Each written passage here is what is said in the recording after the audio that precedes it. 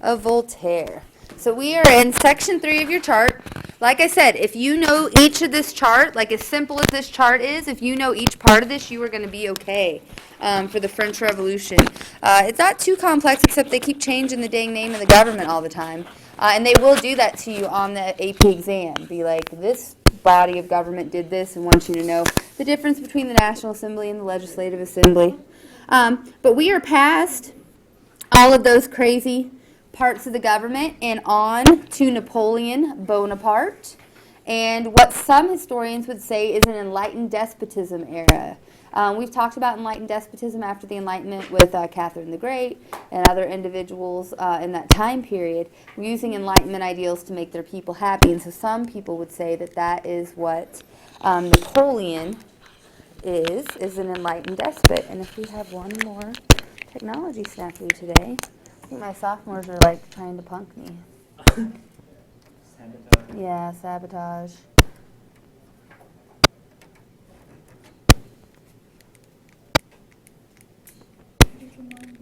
I don't think they got the skill. No, they play with this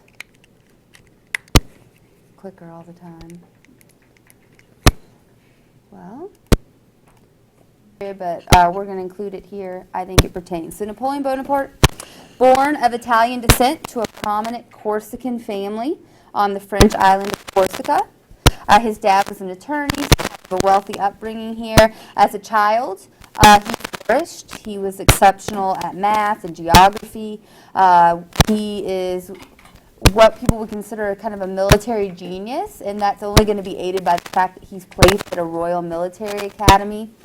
At 15, it was actually Louis of France's military school, and so very prestigious. He moves up the ranks very much at a young age, ahead of all of those in his age group. He was an avid child of the Enlightenment and Revolution growing up. Growing up in this time period, sympathized more with the Enlightenment than he did with the old regime. But he is also quoted for saying, since one must choose sides, one must as well pick the side that is victorious. So he chooses more the side that has won than really on his values. He's kind of confused by some of the revolutionary things that have gone on. And he is going to pick more on the side that's winning. So remember where we left off, there's a military coup, they ask him to join, he's like, sure, you're winning, and comes along there. He said it's better to eat than to be eaten. And so kind of that's his look at things here. So he associates himself with the Jacobins and advanced rapidly in the army due to vacancies caused by the immigration of the aristocrats. Remember, we have those emigres, the fleeing nobles, getting the heck out of the country, all of this craziness going on. And so he is going to associate with the Jacobins, the winners at this time. And he is going to eventually inspire a divided country during the Directory period into a unified nation, but at the price of individual liberty. Okay? And so he is going to be different than our revolutionaries and our Enlightenment ideals. We're going to see a kind of a dictatorship come in. And a lot of historians look back and say, and even the people at this time period, why would you take your king's head off just to put a dictator in place? And so we'll talk about that. So he unified the nation, but at the price of individual liberty. So definitely right off the bat, one of those Enlightenment ideals going to the wayside. This is what is known as the Consulate period, 1799 to 1804. This is enlightened reform. So he is going to do some Enlightenment reforms. He is going to be an enlightened despot in some ways. He calls himself the first consul. It's after the old Roman Empire. He wants to harken back to those empire-esque days. And so he calls himself first consul. He took power on December 25th, so Christmas, of 1799. So fitting, we're going to get a kill in before Christmas. But he took power on Christmas 1799 with the Constitution giving supreme power to Napoleon. Okay, so the Constitution of France gives supreme power to Napoleon. And as first consul, Napoleon is going to behave more as an absolute ruler than a revolutionary statesman, which is odd for what we've just gone through with the revolution. He's going to kind of step in more as an absolute ruler than this revolutionary statesman like we have seen coming through the revolution.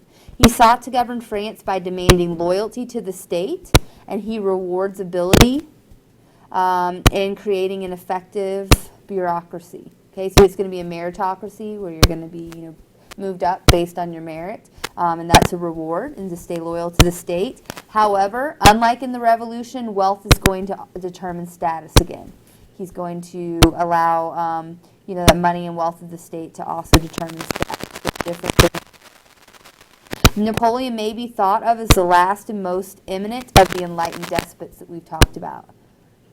So hard to figure which category should go in. Our unit previous with enlightened despots, or here in the Revolution, he kind of crosses those boundary. And so what you want to think about in regards to how AP Euro is going to look at Napoleon is how enlightened was he? So when we talk about his reforms and the things he does, how enlightened was he?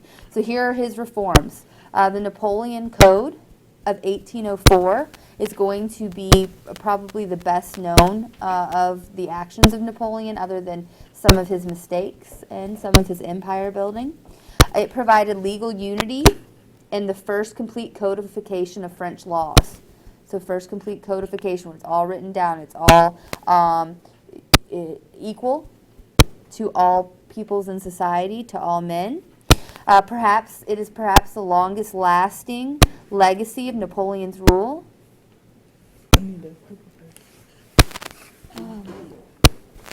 I thought you took it with you. Just 1 second, guys. No, I said it on the desk. Okay. You said them on my desk? Okay. Oh, you got lucky. There you go. What's the age? I don't know. It's okay. I'll get it. All right. So Napoleon's Code, complete codification of French law. Perhaps the longest lasting legacy, what he's remembered, because there's still elements of it today. So longest lasting. It included a civil code, a code of criminal procedure, and a commercial code, and a penal code. And it's going to emphasize the protection of private property. It said that Napoleon only wanted to outlaw real crimes. So we're going to see that kind of echo of Enlightenment ideals, where it's like real crimes. So not superstitious crimes, not heretical crimes, not crimes that can't be proven, but real criminal laws. Not that you're going to be charged with heresy, not that you're going to be charged as a witch. So you can see the reflection of Enlightenment there. This is going to result in a strong central government and administrative unity during this time period. Bless you. Many achievements of the Revolution were made permanent, so the achievements made during our first two phases will be made permanent under Napoleon. Equality before the law, so all males being equal before the law, is not women. We know from the French Revolution that didn't happen. Bless you again. But all men are equal citizens before the law. Freedom of religion. State was secular in character, so we still have the Catholic Church kind of sat behind, but we're going to talk about how Napoleon's going to kiss and make up with the Pope. We're going to see that in a second. Property rights, abolition of serfdom, and women will get to keep inheritance rights, although women will still be denied equal status for really anything else. Women and children were largely dependent on their husband. Divorce was actually easier to obtain, which you think would be an improvement for women. But now if you're completely dependent on your husband and even your wages have to go to him and he can just up and leave you, that's not a good thing for you. You maybe wanted him to have to be stuck around. So that's not a good thing. Women couldn't buy or sell property. They have to give their income to their husbands. Penalties for adultery were far more severe for women than they were for men. And so all of that going on. So women, not much movement except for inheritance.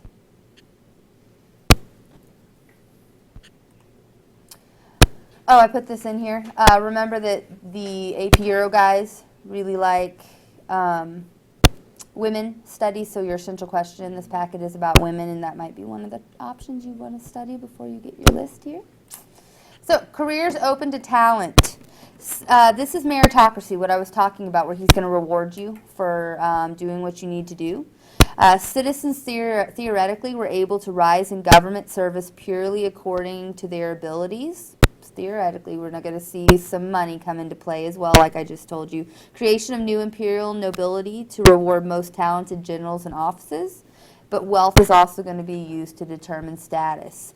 The middle class benefited slightly and significantly during certain times of Napoleon's reign. The government rewarded wealthy people who had effectively served the state with pensions, properties, or titles. And Napoleon is going to grant amnesty or forgiveness to all of those rich immigrants that have fled when they come back to return, but they have to give a loyalty oath to the state. And so he's going to let them come back without worrying about losing their heads because he wants this money back in the state, this power. Many will soon occupy high posts in Napoleon's government. Okay. Working class movement, the sans-culottes that we saw in the French Revolution, is no longer politically significant. Okay, so we're going to see that that's pretty much shut down, and we're going to see that everyone, the middle class and up, is going to benefit under Napoleon. Under the middle class, not. So we see a reverse there. So when you're thinking about how enlightened, he's not servicing all of the people. Okay. So next will be, how do we make up with the Pope? Napoleon, it's religious reforms. The Concordat of 1801 is made with the Roman Catholic Church. Napoleon's motives are that he wants to make peace with the church because it will help, because remember the church had been allied with the monarchists and the royalists. He wants to break that link so that he can have the masses of church people on his side. He believes religion is important, but that the French Revolution had dealt with it inappropriately, like trying to do that constitution of the clergy was a mistake, that it had separated the masses during the French Revolution and therefore led to some things not being successful. He thinks that religion would help people accept economic inequalities in French society. So he very much takes from like the meek shall inherit the earth and the teachings about being poor and all these things and says religion will help these people in the lower classes I'm not helping, just be okay with it. He's known for saying religion is what keeps the poor man from murdering the rich. And so very much needs this religion to keep those masses at bay. The provisions are the Pope renounced claims to church property that had been seized during the Revolution, so these are the agreements. The French government had the power to nominate or get rid of bishops. And in return, the priest who had resisted that civil constitution of the clergy, or the CCC, would replace those who had sworn an oath to the state, but they now have to swear an oath to the state. They're okay with it this time because the Pope is still allowed to be in power. Catholicism is allowed to be the religion of the majority. This is different than official religion. Napoleon will not make it an official religion because that gives it too much power, but he recognizes that it is the religion of the majority.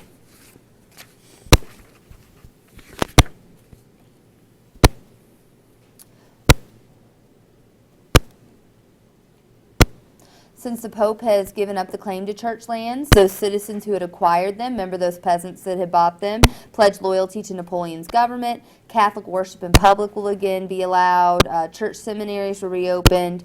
It's going to extend legal toleration to Catholics, Protestants, and Jews, so yay at this time period, and atheists who all received the same civil rights. So there's some enlightenment, kind of like it doesn't matter what you practice, what religion, and replace the revolutionary calendar. The months of snowy and windy and we didn't even go over that in class. I missed that. That was so fun, like back when we did it in World, because it was like so bizarre. Oh yeah, anything like natural. Like on the video, I think I went into like even like the days, like they completely reorganized the weeks to be more of like a natural theme. Yeah, and so we get rid of that and come back to our Christian calendar. To dispel the notion of an established church, Napoleon is actually going to put Protestant ministers at the head of some Catholic church. But so kind of keeping a balance here, but better than it was. To the masses, this church movement was better. Remember how unhappy the peasants had become during the Revolution. So we're going to see some improvements there. Next is financial unity. One of our big problems in France have been financial mismanagement, and we're going to see Napoleon try to tackle some of that. 1800, he's going to serve the interest of the state and financial oligarchy. A revived version of some of the banks of the old regime will be brought back, so we're going to attempt some banks here. So the Bank of France. They're going to balance the national budget, establish sound currency and public credit. Economic reforms will be made to stimulate the economy. They're going to provide food at lower cost. So we're going to see some of the things they tried to do in the Revolution. It's going to stay. Increase employment, lowered taxes on farmers, guaranteed that church lands were redistributed, created an independent peasantry. Tax collections became more efficient, but workers will not be allowed to form guilds or trade unions, which we saw in the Revolution, so that's continued. So they retain the La Chapelier Law of 1791, so that part of the Revolution. So he keeps some, adds some, gets rid of some things. But all of it will stimulate the economy.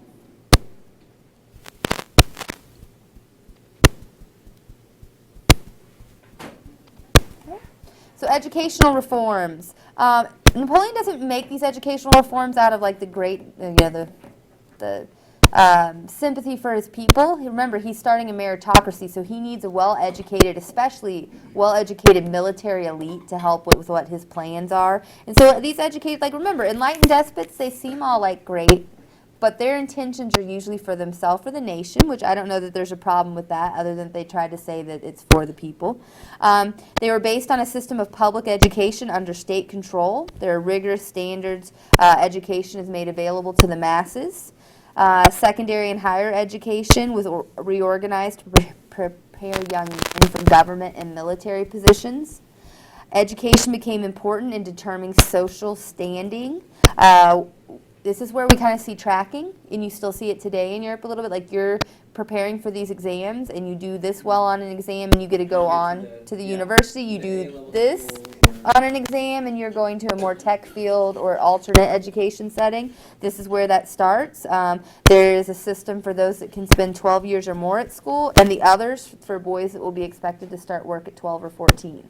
And so we kind of see the beginning of this here. He's seeking to increase the size of the middle class by doing this.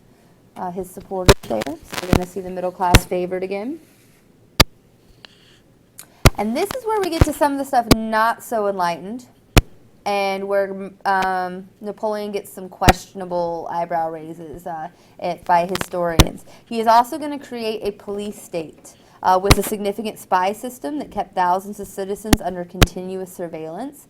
A little paranoid. I think that's some remnants of the Great Fear, remnants of the Revolution.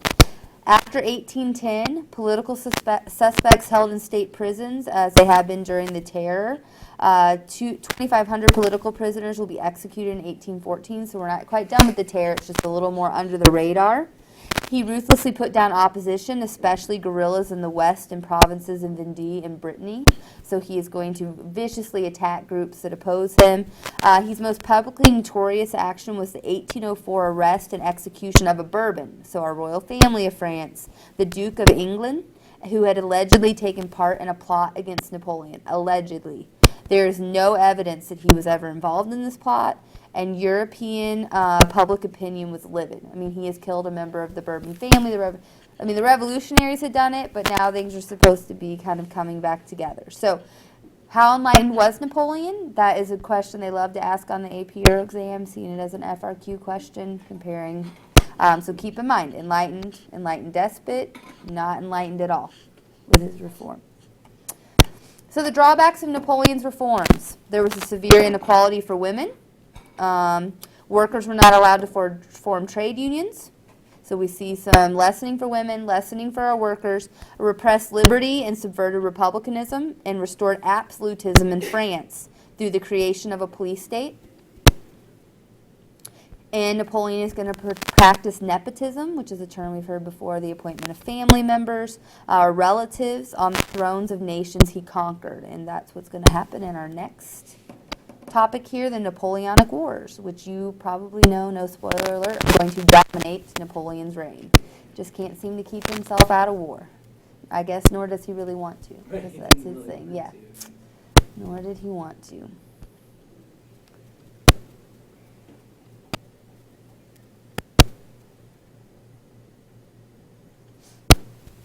At the end of the year, I put a study guide together for you guys, too, that compares women all throughout European history, and so you will get all of those great points. I try not to include my women FRQ till the very end of the year, but it almost always makes it on the AP Euro exam. I'm telling you, they ticked off the wrong woman or something somewhere down the line. All right, so the Napoleonic Wars during the Consulate era. The series of wars were usually short and distinct. Like you can see a clear beginning and a clear end, at least for the beginning of the Consulate era. Only Britain only Britain, will be constantly at war with France. And this isn't going to change for a while. We're kind of starting a trend here. Only Britain will be able to stand strong to Napoleon and constantly be at war. Other places just going to spur up for a little bit. The four other great powers at this time are Britain, Austria, Prussia, and Russia. You need to keep in mind of them together. BAPR, or however you want to arrange those letters to make a mnemonic device, but Britain, Austria, Prussia, and Russia. They did not fight France simultaneously until 1813, but they're all going to have a swing at them along the way. Nations were willing to ally with Napoleon for their own foreign policy benefit, and so that's why we're going to see they're not all allied at once, like the first coalition was against the French revolutionaries, because they're like, ooh, we could probably gain something here, but then they'll go back and forth. Only gradually after Napoleon had conquered Italy did the great powers decide that Napoleon had to be defeated for a peaceful Europe. So remember, it's that balance of power. You step a little bit, they're like, he could help us out. You step too far, they're going to take you out and come together. So we're going to see some, fun backstabbing and things going on like that. So remember, the first war, the War of the First Coalition, had happened during the French Revolution. And now we're going to see the War of the Second Coalition. Everybody get the overview, and then we'll go there. If you remember from the video, we talked about Napoleon's navy had been destroyed by England's Lord Horatio Nelson at the Battle of the Nile. And I talked about that right before he joined in with the Jacobins. So he's always going to have some bad taste in his mouth about that. And that's where we're going to start with the War of the Second Coalition. It's before he was first consul. Gets stranded there, doesn't like it.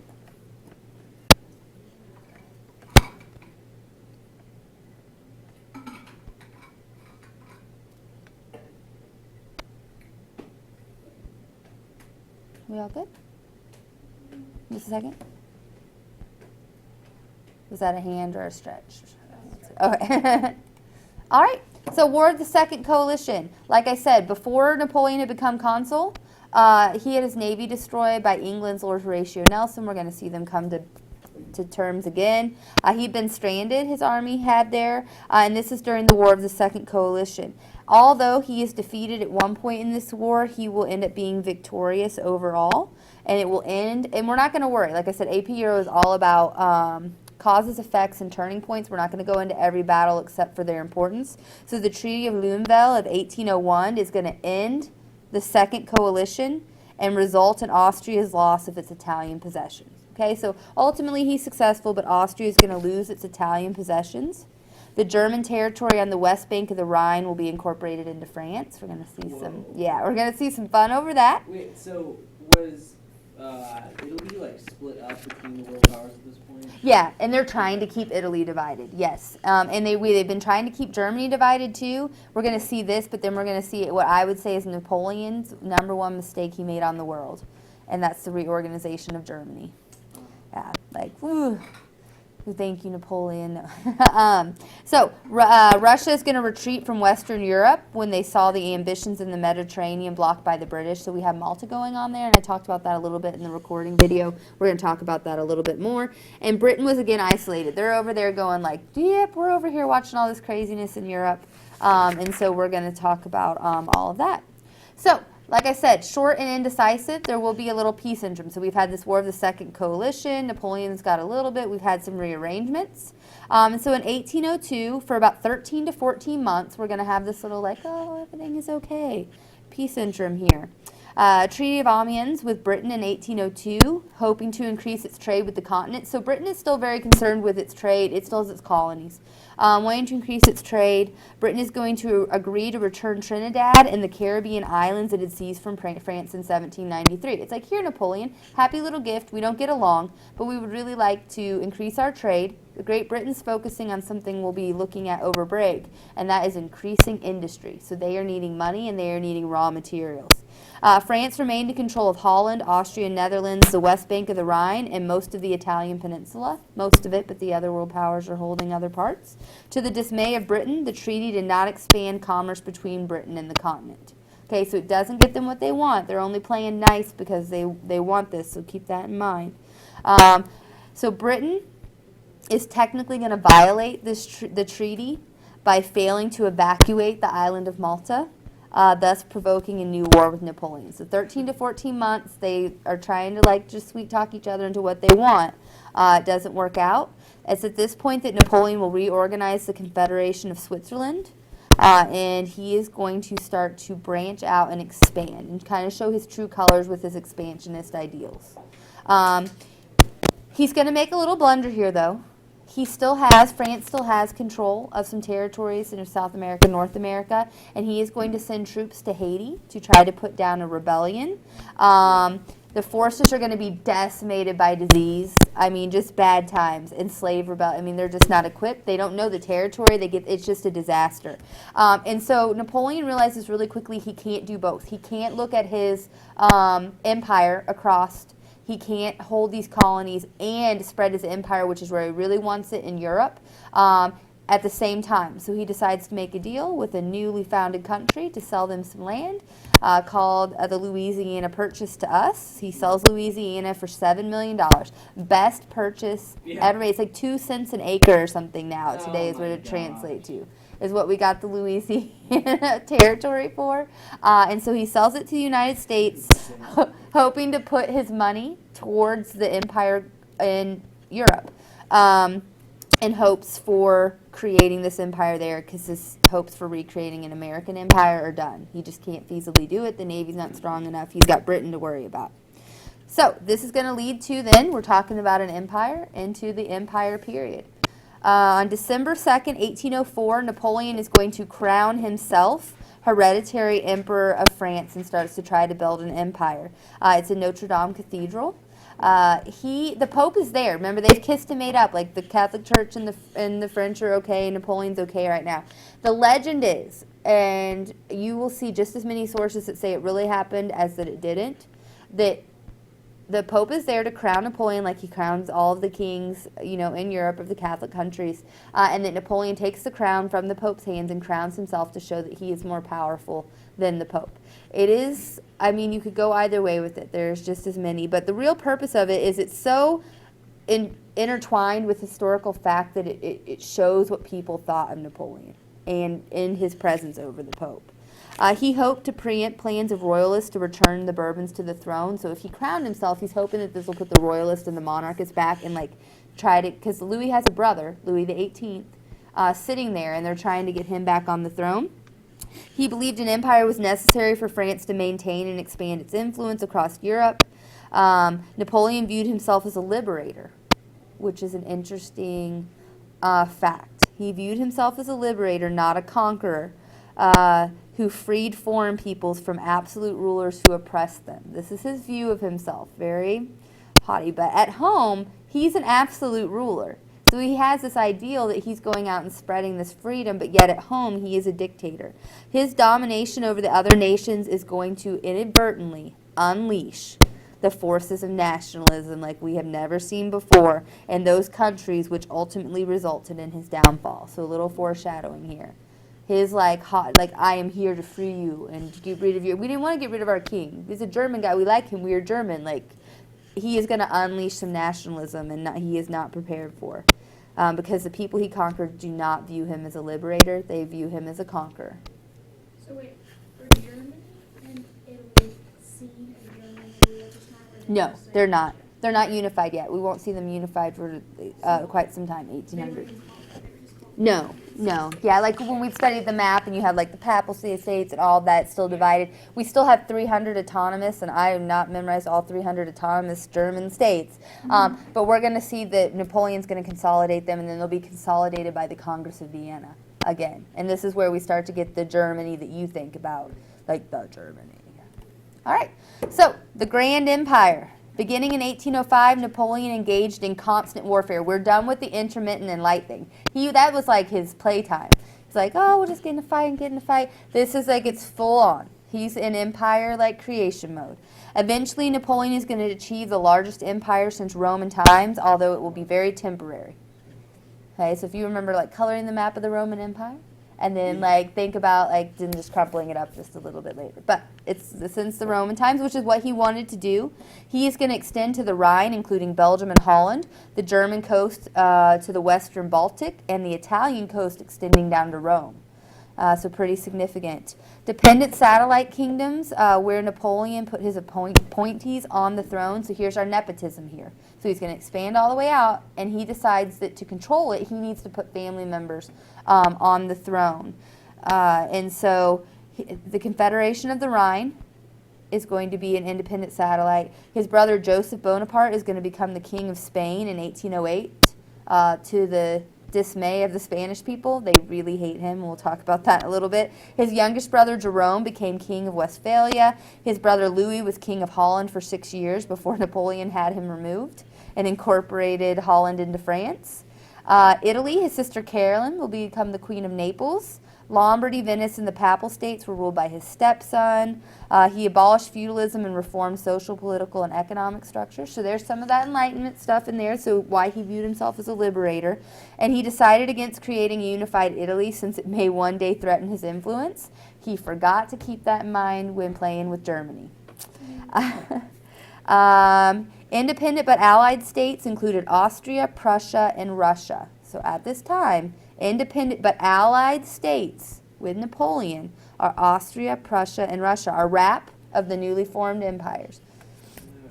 Yeah. All countries of the Grand Empire saw the introduction of some of the main principles of the French Revolution. So the Napoleonic Code during Napoleon's time is going to spread some of these Enlightenment things across Europe, which is what the revolutionaries have wanted. Remember, they want to focus on the world when they got involved in this first coalition instead of fixing it at home. Napoleon is also going to try to spread it. The notable exception is there's no self-government through legislative bodies like there was during the revolution. Initially, Napoleon was supported by commercial and professional classes who supported the Enlightenment, but we're going to see that change because of repression and exploitation are eventually going to turn his conquered territories against him. He is also going to make people join the French army, so he's going to conquer you, and they're going to be like, well, I'm German. Why would I fight for the French army? He's going to increase tax. This is a kicker here, and this is what a lot of people hated. Take a break for a second.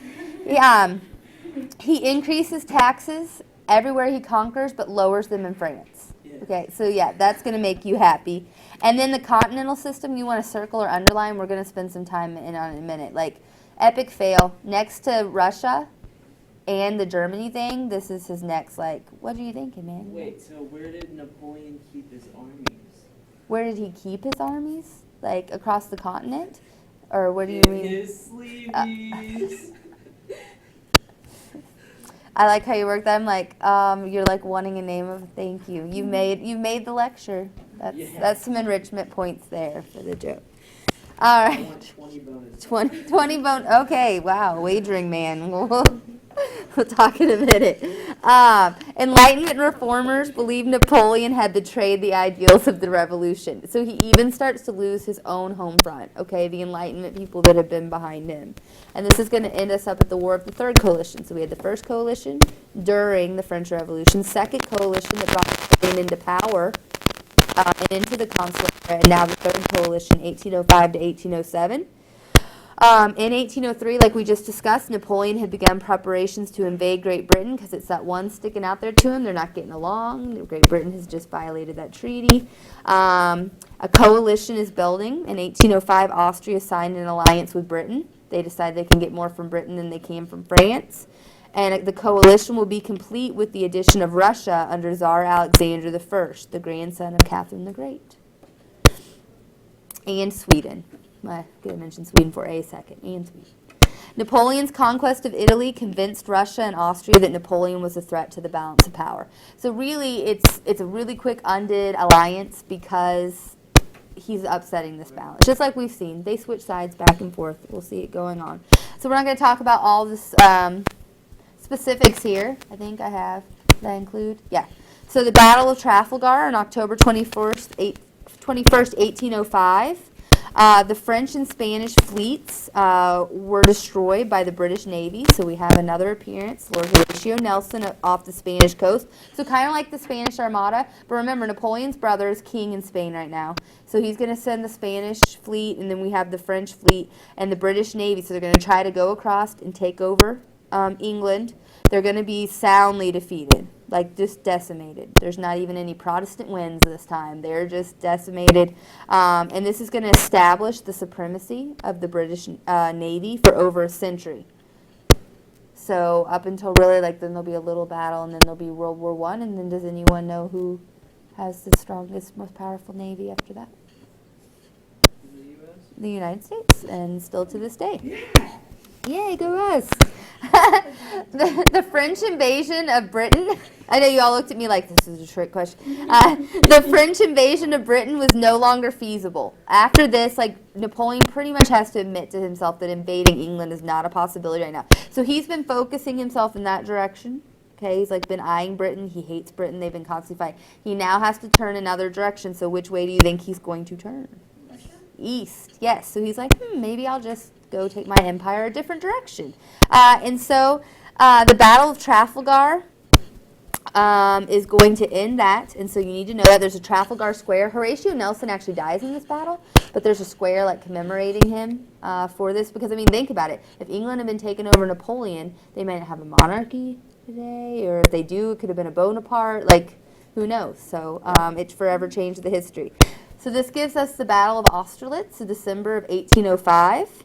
Alexander I is going to pull Russian troops out of this battle, giving Napoleon another victory. Austria is going to accept large territorial losses in return for peace. So we see that coalition kind of coming unraveled. The third coalition then will completely collapse. Okay, there's not really much left to speak of with Russia and Austria gone. And Napoleon was now the master of Western and Central Europe. So he's still getting his empire, just not the direction he thought. And this is by 1805, if you'd like to make sure you throw that date in there. In commemoration of his victory, Napoleon is going to commission the Arc de Triomphe, which you've probably seen before. Serves no functional purpose other than you can walk or drive through it. I have seen an FRQ on the AP Euro exam that said compare Britain and France on the things that they built during this time period. So just to tell you where we're going, France builds the Arc de Triomphe is one you could use.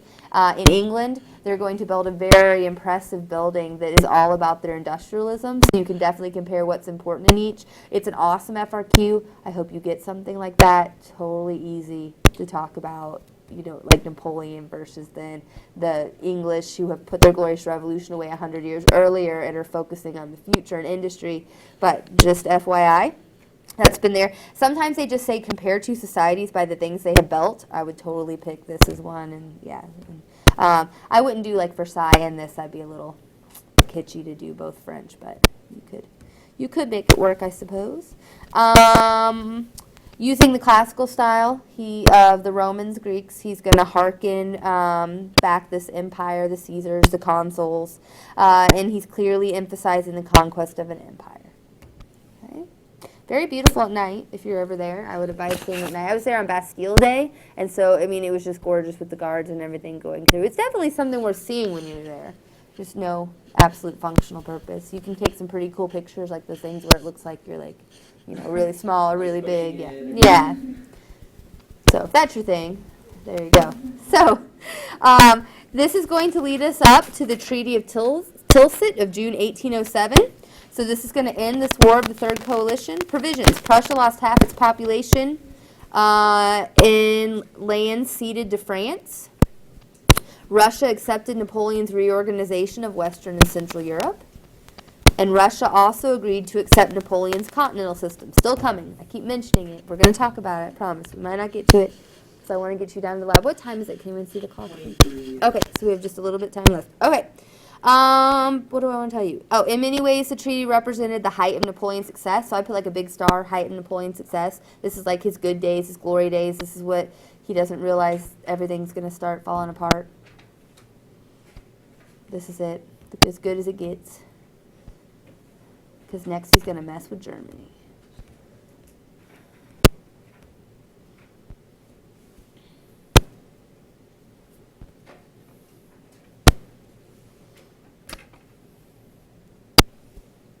So while pens are just going, how are the note packets going? Like with the videos and stuff, is it making it easier? Like less craziness? I'm the one taking normal meds.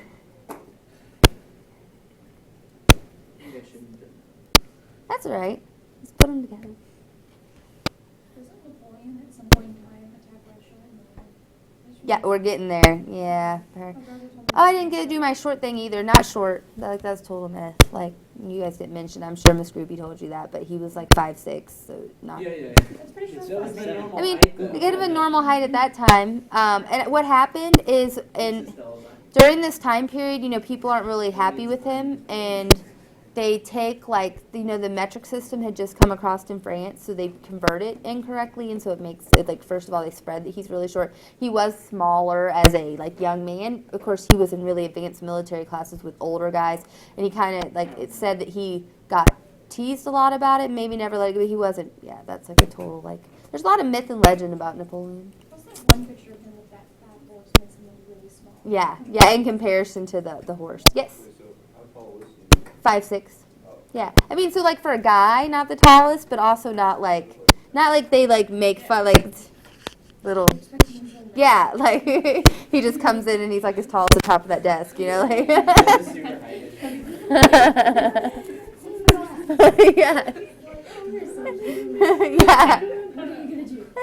I think that's how all of Europe wanted to think that he was, Turns but out Napoleon is the guy that played R2-D2 in Star Wars. yeah, same guy. Just Same yeah. guy.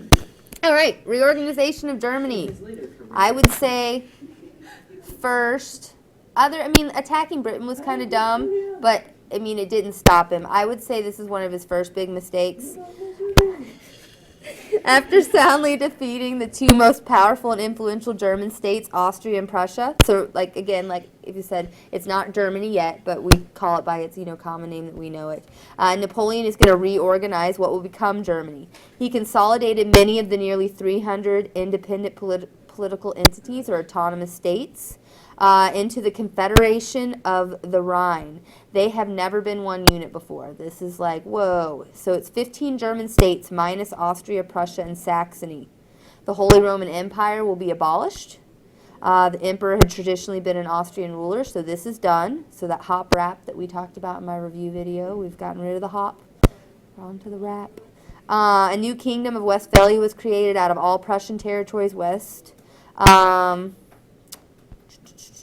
again, I want you to write here, he unleashes unintentionally national or German nationalism that we are going to see flare up in World War I and World War II. Crazy. Yeah, it gets bad. There was a reason that we were keeping them separate. Right. They make up for the 500 years that they weren't Yeah, together. it's like the gremlins. There's a reason you don't feed them after midnight or get them wet. You just don't do it. There are rules for a reason. It's kind of bad for Germans. When you look back at their history, right now is the golden age. It's everything else is not something you want to be proud of. Yeah, I know. It's kind of Oh, Justin's I- back. We were all Oh, on vacation. Justin. Don't look at it.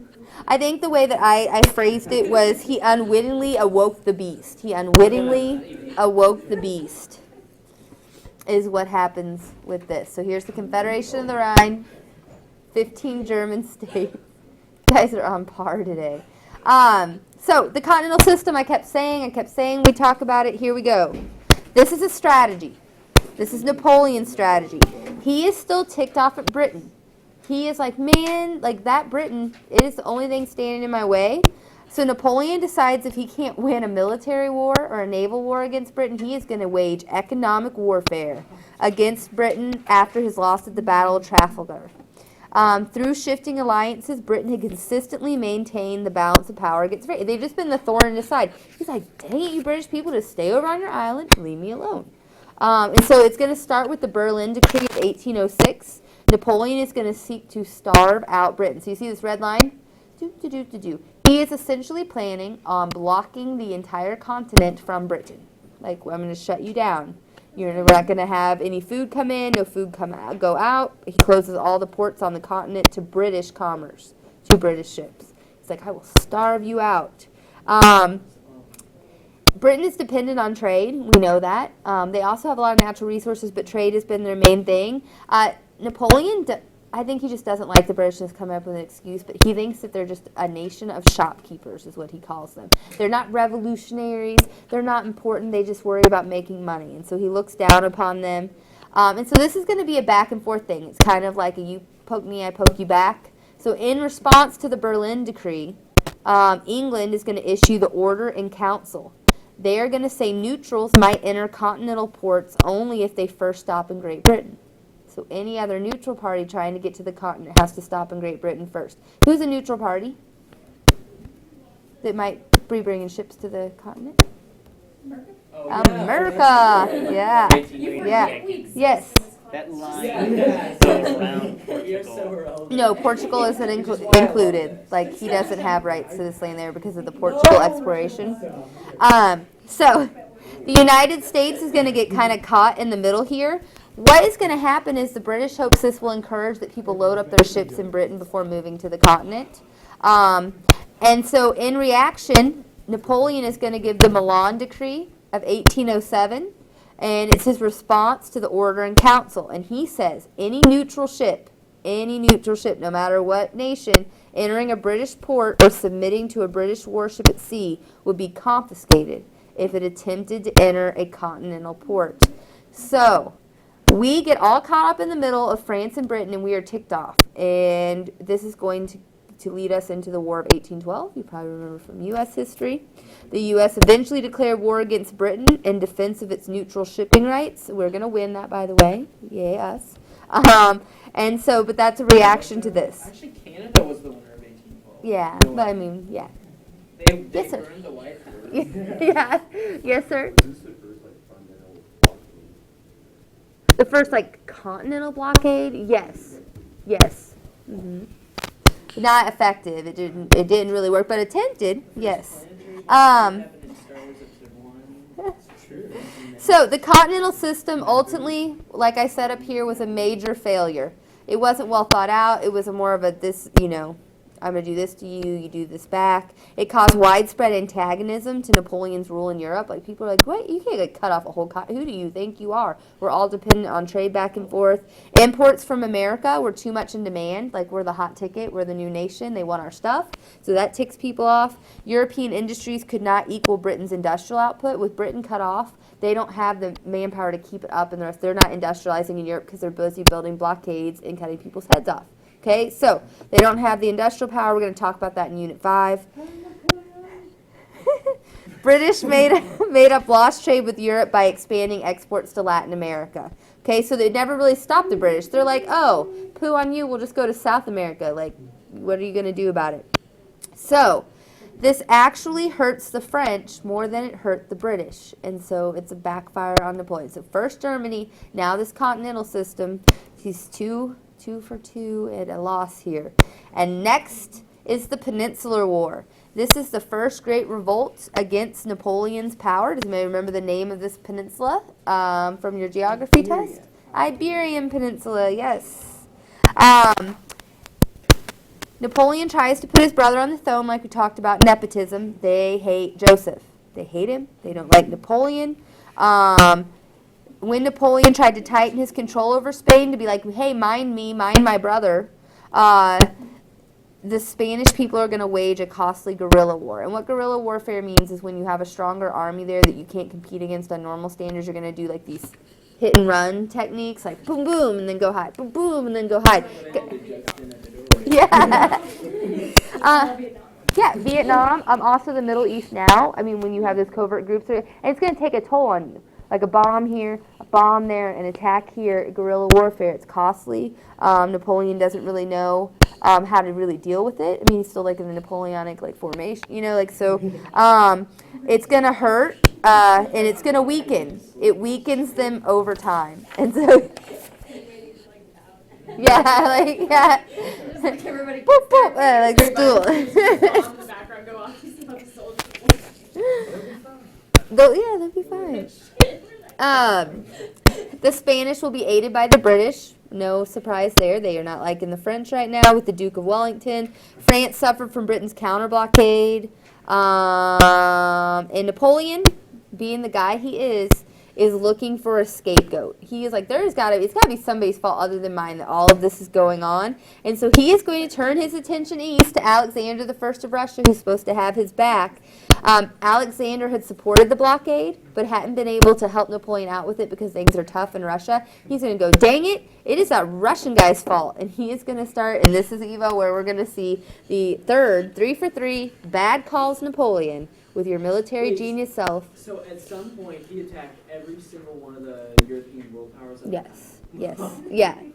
That's Yes. cool. He was just checking off. The Yeah, list. just checking off the list. I mean, it's almost as good as like the French revolutionaries when they won one battle and waged war on the rest of Europe. We won one battle, war on all. Like I just like, just yeah, Napoleon's just in like a brainstorming session. yeah, Who can we take over now? yeah. He just has Who's like, left on the three neighborhood? stuff or something. By the way, he gets remarried or married again at this point. He has been married to a woman named Josephine, but he's starting to build this empire, and he now feels that he must have an heir. Josephine is not having a child, so he remarries. He remarries Marie Louise, and this is like the weirdest thing to me. Okay, not that only that she's 18 years old, but she's the daughter of the Austrian emperor and the niece of Marie Antoinette. So here he was brought to the throne by these individuals that just chop both of their heads off, and then their kids are gonna die, die in prison. Like, and so he's now related to that. I don't know, it creeps me out. Like, I don't know what could you be thinking? You just, like, killed my aunt. I don't know. Anyway, by marriage, Napoleon was now nephew of Louis the 16th, and he began to show, like, more respect or consideration to French aristocracy in the old regime. So he had been middle class, now he's all aristocracy. Yeah. It's like, check me out. Yeah. It was something that just Adonis was a baby. Yeah. I mean, he's Napoleon's son. There you go. It's like, I'm rocking this. Yeah. Whatever I'm wearing. So he does have an heir, as you can see, the creepy baby. But he will not have much to leave him, unfortunately, as we're going to find out, because it's even preluded for us. He's turning his attention east, and he decides to invade Russia. The Russian campaign of 1812. His advisors tell him, Napoleon, you should not do this. Everyone tells him he should not do this. He does not listen. He invades. Everyone does this. They attack Russia in the winter. It's silly. No, just stop. Yeah. It's pretty much He attacks him in the summer. He actually attacks in June of 1812. This is my retreat picture. With his grand army of, keep this in mind and write down this number, 600,000, if I didn't leave it in your notes already. Yeah. 600,000, so circle it or underline it. I think I underlined it for you too, because I was like, this is important. 600,000 men go into Russia. Only 1/3 of his forces were French. Remember, he was conscripting people from his conquered areas. The rest are from the conquered areas.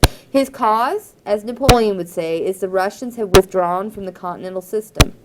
Poor guys, they were suffering economic hardships and couldn't keep up supporting Napoleon. So they pulled out, so this is all their fault, all this stuff went wrong for Napoleon. So he's going to invade Russia at the Battle of Borodino in 1812. Is going to end in a draw. So no one's winning. The Russians then are going to decide to retreat. It's in September. They retreat in good order, meaning they're like we're retreating. And Napoleon has a choice here. They can like follow or they can like turn back. And what's happening here is we're September. So we're going to be getting close to a Russian winter. They go toward Moscow. Napoleon, by making the decision to follow, is going to overextend himself. You're very far away from home. You don't have a lot of supplies for 600,000 men. And what the Russians do, or what the Russians are good at, is they get to Moscow and they start a scorched earth policy, meaning they just burn their place to the ground. So you have nothing left, and then they just keep backing up. So you have no resources. You're getting ready to be left in a Russian winter. You definitely don't have enough supplies with you. They were expecting on gathering things from Moscow and taking places so that they had these resources. They do not. The Russians then evacuate and they completely burn Moscow to the ground. So they've like got the French to surround it, and then they do one last ditch effort, burn the whole place down. We're like, screw our capital, and then like hightail it out of there. And they're going to make it through the winter.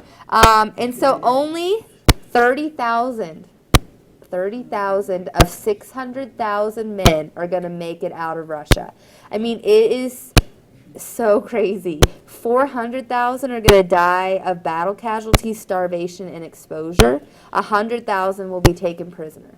Okay, so 400,000 are going to die of exposure and battle wounds and starvation. 100,000 were taken prisoner.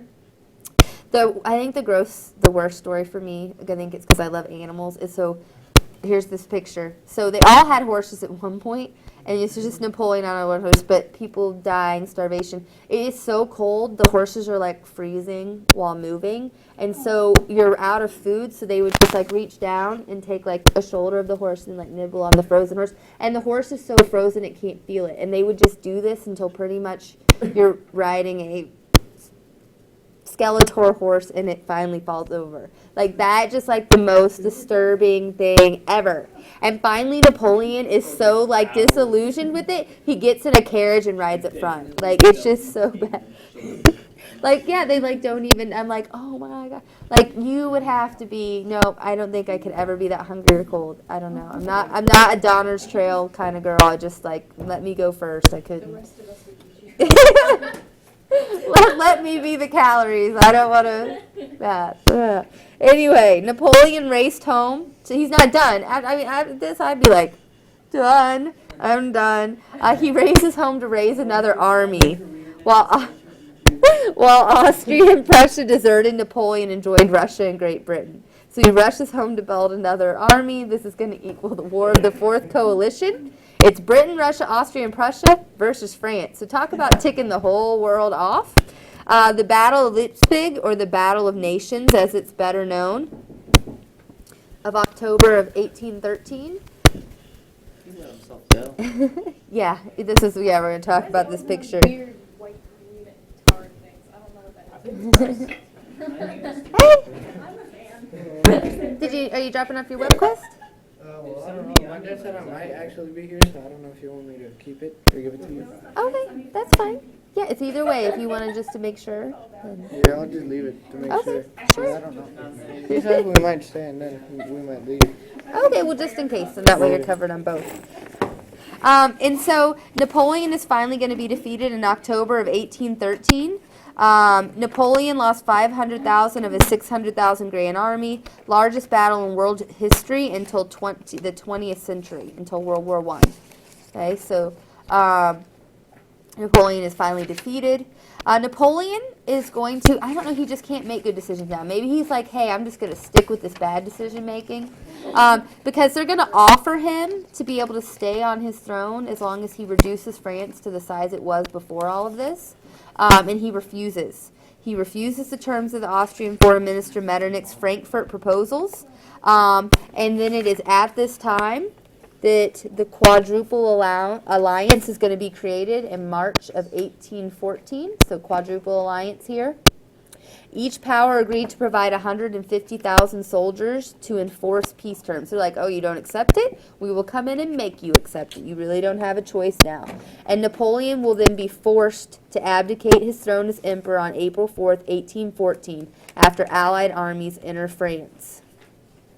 They now demand an unconditional surrender, meaning you don't get a choice in anything. Like, you must unconditionally surrender. We can do whatever we want. What we want to do is put a Bourbon back on the throne. They restore the throne to King Louis XVIII, who is the brother of Louis XVI. He was very old. He's in very poor health. He's got gout. We're going to see he's going to be pretty amiable to anything they ask him to do, which is exactly what they want. The Charter of 1814, he will create the first. He will create the first legislature or constitution in European history ever issued by a monarch. Okay, so he's going to create the first legislative body and constitution ever. And I say not so much created by them, it was created by the Quadruple Alliance and presented to him, and he signed it and got to say that he was bringing it forth. And so restoration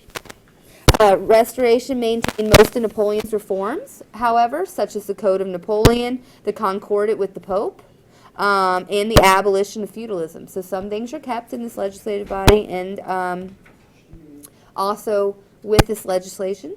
The First Treaty of Paris May 30th, 1814, France will surrender all territory gained since the Wars of the Revolution had begun in 1792, so since the Jacobins.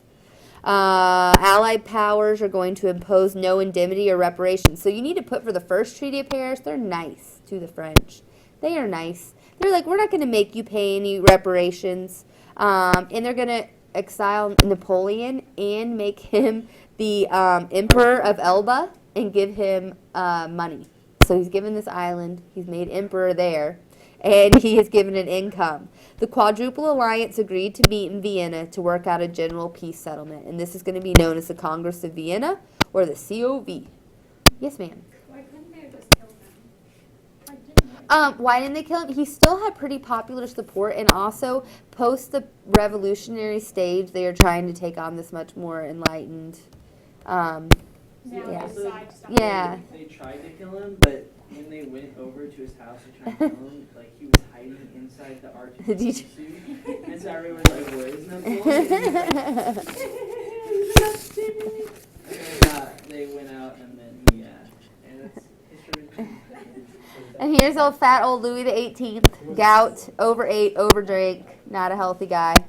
And then Congress of Vienna.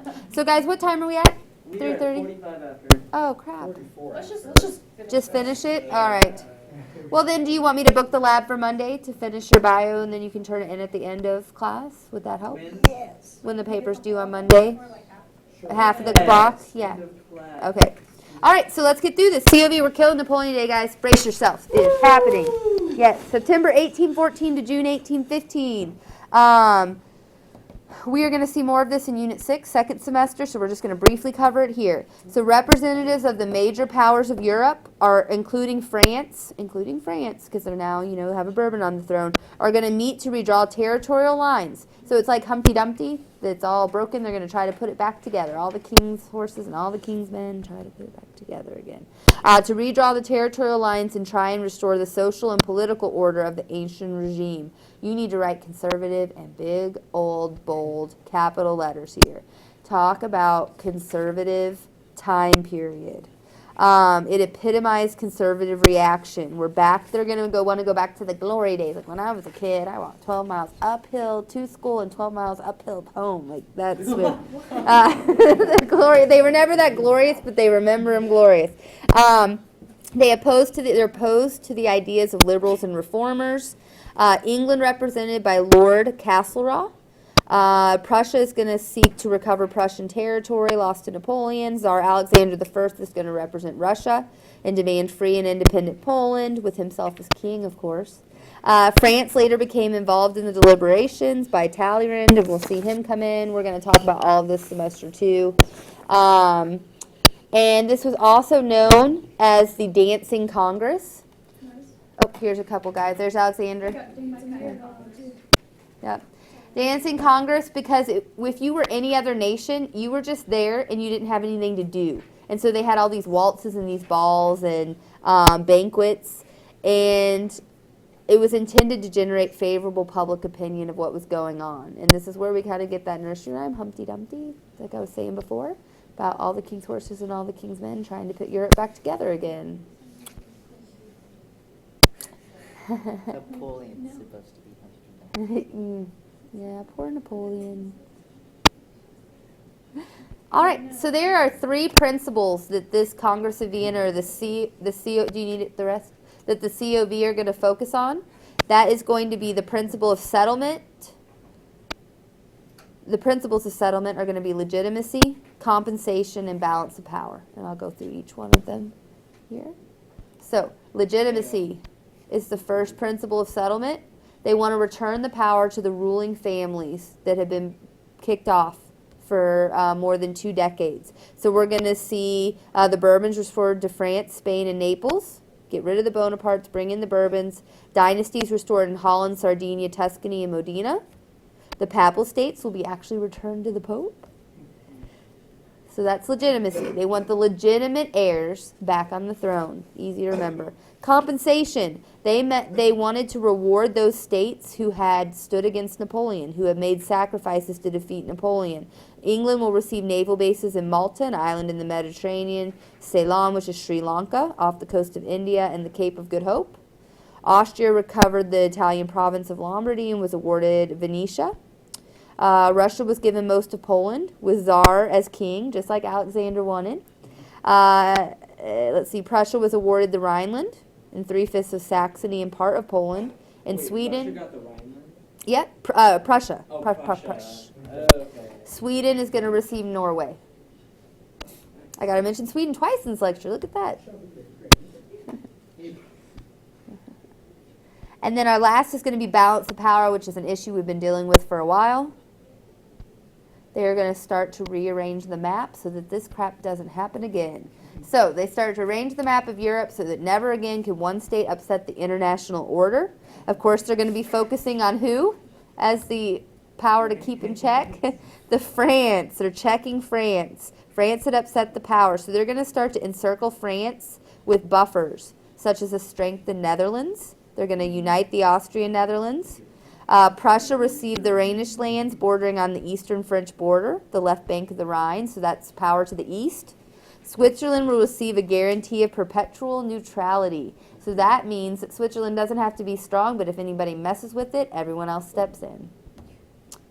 Pretty much. The best type of country to be. Yeah, preserve that. It's ever preserved. since, and it's just been so good to live in. Yeah.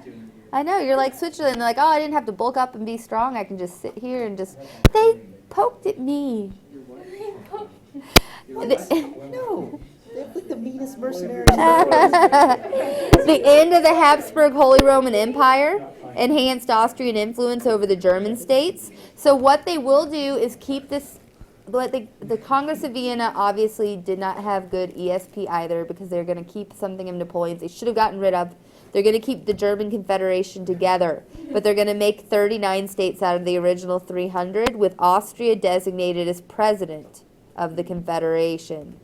They maintain Napoleon's reorganization in the loose confederation where members remain virtually sovereign. We're going to see some problems coming up second unit. Sardinia, Piedmont had its former territory restored, compromise with Poland reached, Only Britain remained as a growing power. And this is going to begin their century of domination from 1814 to 1914. Go Britain. So, then, Napoleon's not done yet. This guy just will not quit making bad decisions. I'm telling you, he's like, now that horse isn't like up so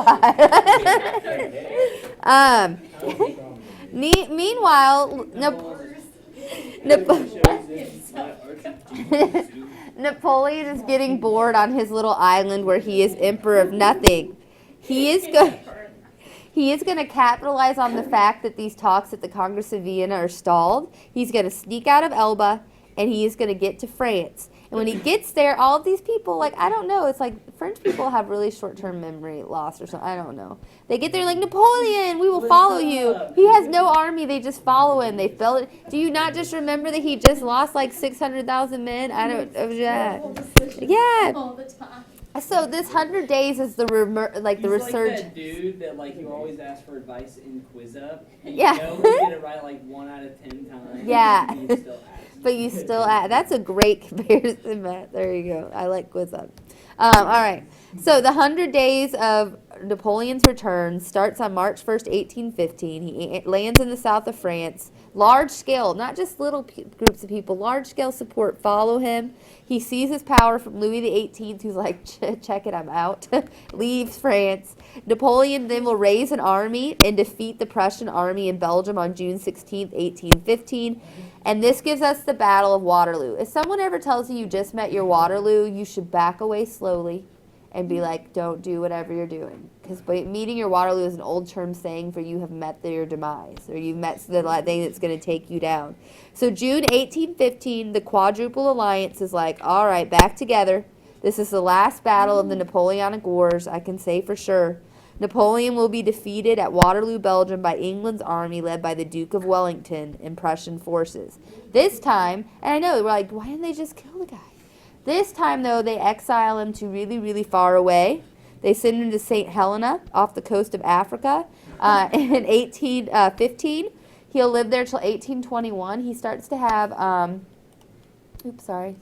he starts to have stomach problems. There's some conspiracy theories that he was being poisoned routinely because there's guards there with him.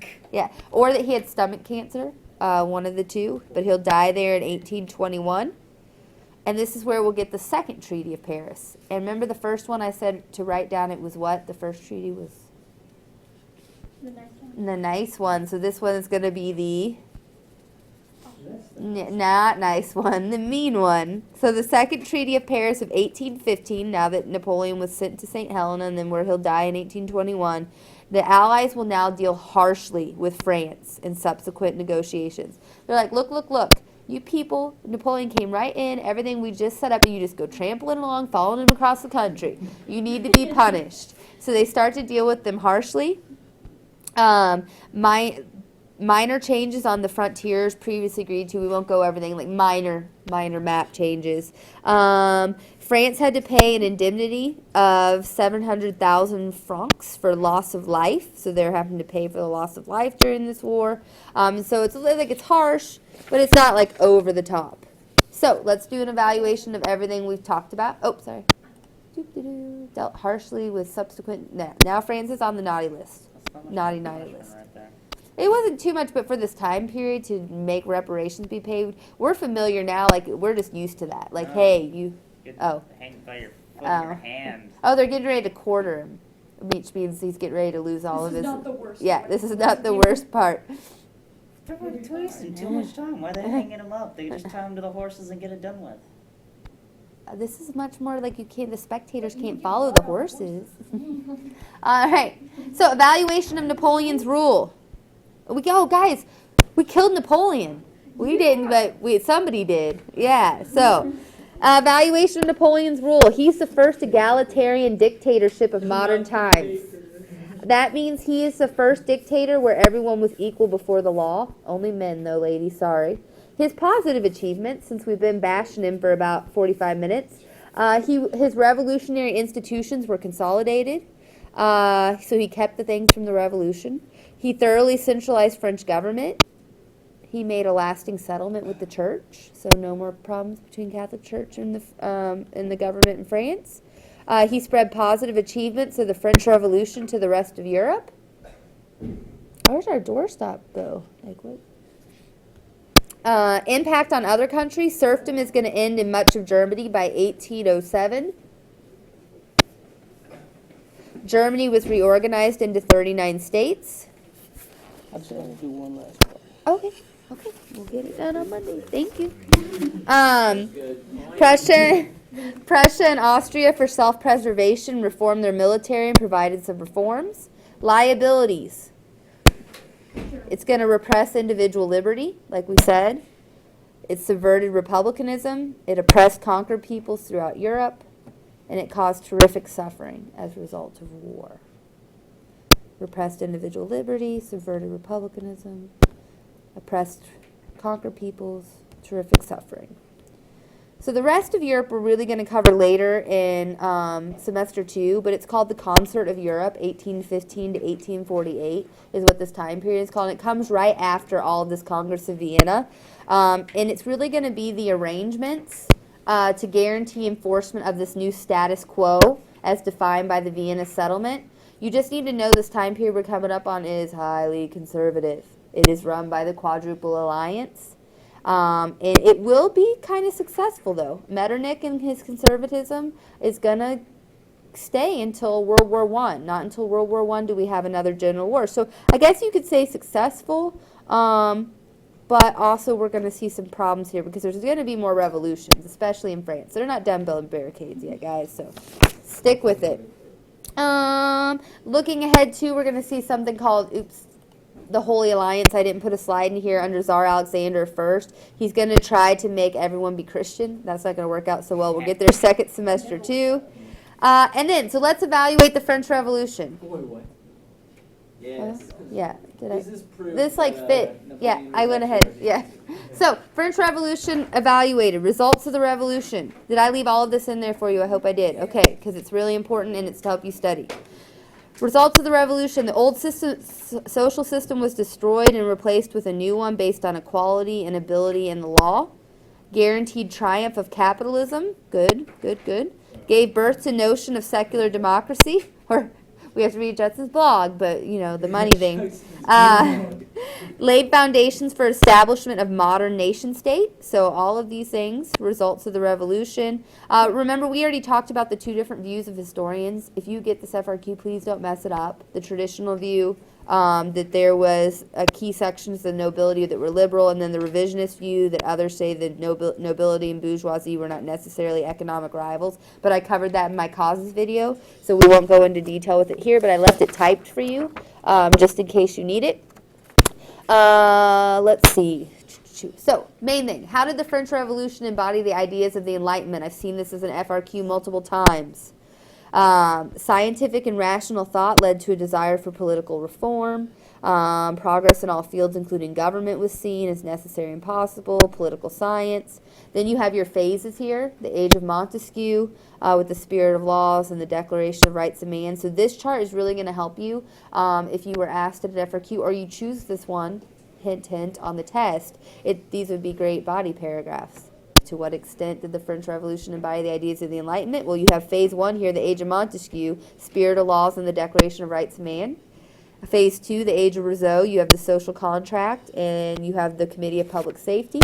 Then in phase 3, you have the period of Voltaire, and you have enlightened absolutism. Okay, so you could use those as 3 body paragraphs within an FRQ about how did the French Revolution embody the ideas of the Enlightenment, which is why I left it in your notes fully typed for you.